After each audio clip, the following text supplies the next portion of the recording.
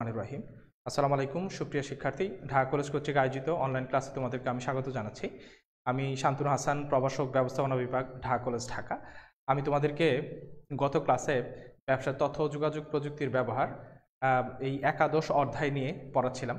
এটা ব্যবসা সংগঠন ও ব্যবস্থাপনার 11তম অধ্যায়। আমরা তোমাদেরকে অনেক দিন ধরেই পড়াচ্ছি এবং মোটামুটি তোমাদের সিলেবাসও প্রায় শেষের দিকে। এরপরে আর তোমাদের একটা অধ্যায় বাকি, আমার কাছে একটা অধ্যায় আর নাসরিন ম্যাডামের কাছে হয়তো একটি অধ্যায় বাকি থাকবে।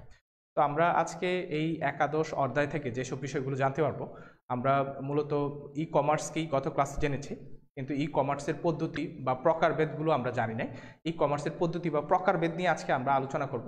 দ্বিতীয়ত আমি আলোচনা করব হচ্ছে ই কমার্স টেকনোলজির যেই 7টি বৈশিষ্ট্য বা ই কমার্স টেকনোলজিতে আসলে যেই 7টি ইউনিক বেনিফিট পাওয়া যায় বা যেই বৈশিষ্ট্যগুলো নিয়েই ই কমার্স টেকনোলজিটা আসলে বিল্ড আপ হয়, হ্যাঁ, এটা নিয়ে আমরা জানবো। এবং আমরা এখানে ই কমার্স ও ই বিজনেসের মধ্যে পার্থক্য কী আছে সেটা নিয়ে আলোচনা করব এবং এখানে ই বিজনেসের সুবিধা কি সেটা নিয়েও আলোচনা করব। এছাড়াও এখানে ই মার্কেটিং কি সেটা নিয়ে আলোচনা করব এবং ই মার্কেটিংয়ের গুরুত্ব সেটা নিয়েও তোমাদেরকে বিস্তারিত বলবো। এবং লাস্টে এখানে ই রিটেলিং কি, ই রিটেলিং নিয়েও আলোচনা করব। তো এই হচ্ছে আমার মোটামুটি ক্লাসের আলোচনা আজকে থাকবে। এবং আমি যখন 40 মিনিট তোমাদের আলোচনা হয়ে যাবে, 40 মিনিট পরে ক্লাস যখন 40 মিনিট হয়ে যাবে, 40 মিনিট পরে আমি তোমাদের এইখানে ইয়াতে চলে যাব যে তোমাদের জন্য কোশ্চেন আনসার সেশন আছে, সেই কোশ্চেন আনসার সেশনে আমি চলে যাব এবং কোশ্চেন আনসারের পরে আমরা এখানে যারা লাইভে আছে তাদের সাথে লাইভ কোশ্চেন আনসারের পরে ক্লাস শেষ করে দিব। তো আমাদের এখানে প্রথম যে টপিকটা আছে, আমরা গত ক্লাসেও এটা নিয়ে আলোচনা করেছিলাম যে ই কমার্সটা আসলে কি। আমরা গত ক্লাসে সংজ্ঞায়ন করেছি যে ই কমার্স বলতে আমরা এখানে ইলেকট্রনিক উপায়ে পণ্যদ্রব্য ক্রয় বিক্রয়ের যে প্রক্রিয়াটা সেটাকে আমরা ই কমার্স বলেছি। দ্যাট মিনস আমরা যদি এখানে ইলেকট্রনিক্স, দ্যাট মিনস এখানে যেই মানে ইলেকট্রিসিটির মাধ্যমে যেই সব জিনিসগুলো আমরা দেখা যায় যে ব্যবহার করতে পারি এবং ইলেকট্রনিক্স বা ইলেকট্রনের আদান প্রদানের মাধ্যমে আমরা যেখানে ব্যবসার কার্যক্রমগুলো পরিচালনা করতে পারি, সেই মাধ্যম বা প্রক্রিয়াটাকে ব্যবহার করে যখন ব্যবসা পরিচালিত হয় তখন সেটাকে আমরা এখানে ই কমার্স বলছি বা ইলেকট্রনিক কমার্স বলছি। তো ই কমার্স নিয়ে আমাদের এখানে গত ক্লাসে বিস্তারিত আলোচনা ছিল যে ইলেকট্রনিক কমার্স যেটা আছে, যে আমরা মূলত অনলাইন মাধ্যমটাকে ইউজ করে আমরা এখানে পণ্য এবং সেবা ক্রয় বিক্রয় করে থাকি এই ই কমার্সের মাধ্যমে। এবং ই কমার্স বর্তমানে সবচেয়ে জনপ্রিয় একটা মাধ্যম, যেখানে আমরা দেখছি যে এখানে ডিজিটাল গুডস থেকে শুরু করে এখানে ফিজিক্যাল গুডস অথবা সার্ভিস অনায়াসেই এখানে আমরা e commerce technology, e commerce প্রযুক্তির মাধ্যমে কিন্তু আমরা খুব সহজেই এখানে ক্রয় বিক্রয় করতে পারছে। অথবা ক্রেতারা তাদের যেই গুডস সেটা ডিজিটাল হোক অথবা ফিজিক্যাল হোক, অথবা এখানে বিক্রেতারা তাদের যে সার্ভিসটা আছে সেটা কিন্তু এখানে সহজেই প্রোভাইড করতে পারছে। তো এই যে ই কমার্স টেকনোলজিটা ইউজ হচ্ছে, এই ই কমার্সের ভিতরে আমরা দেখি যে সচরাচর যেভাবে আমরা অনলাইনে বিজনেসটা হতে দেখি, এই অনলাইনের এই বিজনেসের প্রক্রিয়াটাকে আমরা এখানে টাইপস অফ ই কমার্স বা ই কমার্স পদ্ধতিও বলতে পারি, যে এই ইলেকট্রনিক কমার্সটা সাধারণত এই পদ্ধতিতে হয়ে থাকে। তো মোটামুটি আমরা এখানে গ্রেটার সেন্সের 4টা ভাগে এটাকে ভাগ করে আলোচনা করতে পারি। এছাড়াও এখানে যদি আমরা গভর্নমেন্টকে ইনভলভ করি, আরও 4টা ভাগ, টোটাল 8টা ভাগে এটাকে ভাগ করে আলোচনা করা যায়। যে ই কমার্স যে টেকনোলজি বা প্রযুক্তিটা আমরা ইউজ করছি, এই ই কমার্স টেকনোলজি বা প্রযুক্তিটা মোটামুটি এই 8টা ভাগে ভাগ করে আলোচনা করা যায়। অথবা এই যে ইলেকট্রনিক যে মাধ্যমগুলো আছে, এই মাধ্যমগুলোকে ব্যবহার করে যখন আমরা পণ্য বা সেবা আদান প্রদান করি, এই পণ্য বা সেবা আদান প্রদানের ক্ষেত্রে এই 8টা প্রক্রিয়াতে সাধারণত পণ্য বা সেবাগুলো আদান প্রদান হয়ে থাকে। যেমন প্রথমে আমরা শুনে থাকি যে B2B বিজনেসের কথা আমরা শুনেছি, অথবা B2C, C2B। তো এইগুলো সম্পর্কে আজকে আমরা বিস্তারিত জানবো। তো এখানে B2B যেটা আছে আমরা বলে হচ্ছে বিজনেস টু বিজনেস, অথবা এখানে বিজনেস টু কনজিউমার B2C, অথবা কনজিউমার টু কনজিউমার C2C, অথবা C2Bও আছে, কনজিউমার টু বিজনেস।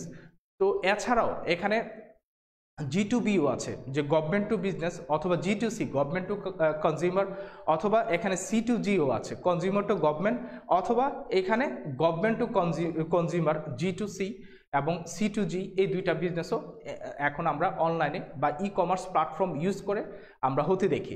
তো সেই কারণে আমরা মোটামুটি যদি ই কমার্সের প্রকারভেদ তোমাকে বলে যে ই কমার্সের প্রকারভেদ কি, তুমি কিন্তু এইখানে এই 8টা জিনিসই তুমি আলোচনা করতে পারবা।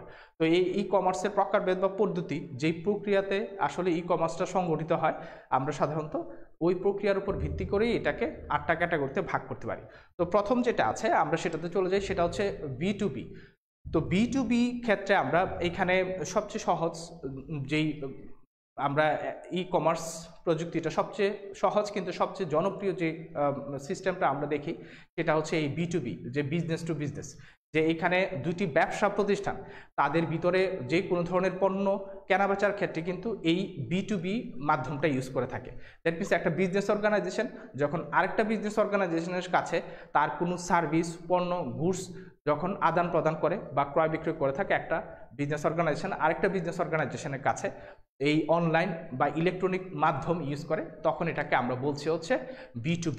যেমন এটা সবচেয়ে সহজ উদাহরণ হতে পারে হচ্ছে আমরা এই যে আমরা মাইক্রোসফটের কথা বলতে পারি, যে মাইক্রোসফট হচ্ছে এই কম্পিউটার নির্মাণকারী কম্পিউটার সফটওয়্যার নির্মাণকারী বা প্রস্তুতকারক সবচেয়ে বড় ট্রান্সন্যাশনাল কোম্পানি।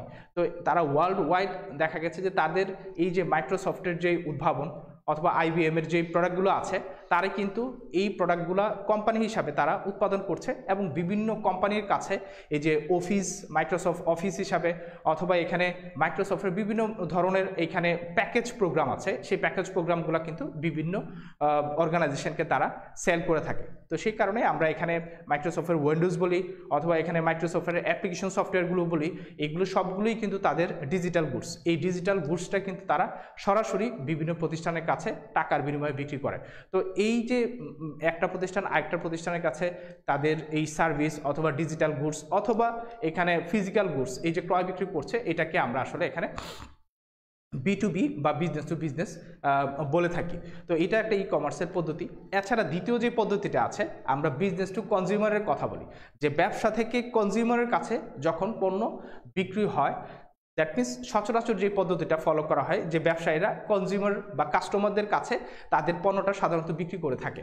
তো এইখানে অনলাইনের মাধ্যমে যখন একজন ব্যবসায়ী তার পণ্য সম্পর্কে কাস্টমারদেরকে অভিহিত করছে এবং কাস্টমাররাও তাদের যেই প্রিফারেন্স অথবা তাদের চয়েস সেই অনুযায়ী তারা অনলাইনে যাচাই বাছাই করে অনেকগুলো প্রোডাক্ট থেকে বেছে নিয়ে তার জন্য যেটা কনভিনিয়েন্ট সেই প্রোডাক্টটা যখন অর্ডার করছে এবং অনলাইনে যখন পেমেন্ট করছে, এই যে প্রক্রিয়াটা সেটাকে আমরা বলি হচ্ছে B2C, যে বিজনেস টু কনজিউমার, যে ব্যবসায়ীরা কনজিউমারদেরকে বিভিন্নভাবে এখন সোশ্যাল মিডিয়াতে তোমরা দেখে থাকো বিভিন্ন ধরনের কাপড় থেকে শুরু করে বিভিন্ন ধরনের গ্যাজেট অথবা বিভিন্ন ধরনের ইলেকট্রনিক্সের প্রোডাক্টসের বিজ্ঞাপন কিন্তু তোমাদের ফেসবুক বা সোশ্যাল মিডিয়াগুলোতে এসে থাকে। তো এই ইউটিউব বলো, ফেসবুক বলো, টুইটার বলো, এইগুলোতে যে বিভিন্ন ধরনের বিজ্ঞাপনগুলো এই যে ব্যবসায়ীরা দিচ্ছে এবং অ্যাজ এ কনজিউমার আমরা সেগুলো দেখছি এবং সেটা অনুযায়ী আমাদের আগ্রহ তৈরি হচ্ছে এবং সেটা আমরা অর্ডার করছি এবং আমরা কিনে আনছি।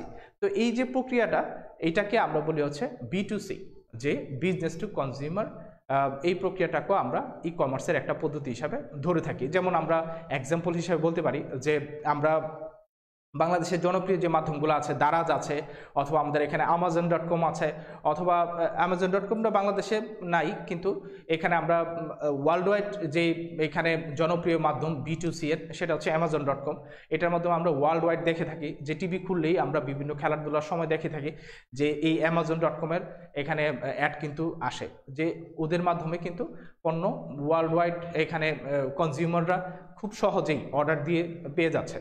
তো এই যে অনলাইন প্ল্যাটফর্ম ইউজ করে ব্যবসায়ীরা কনজিউমারদেরকে বিভিন্ন দেশ, কাল, ক্ষেত্রভেদে এই যে পণ্য বা সার্ভিস প্রোভাইড করছে, এই পদ্ধতিটাকে আমরা বলি হচ্ছে বিজনেস টু কনজিউমার বা B2C ই কমার্স সিস্টেম।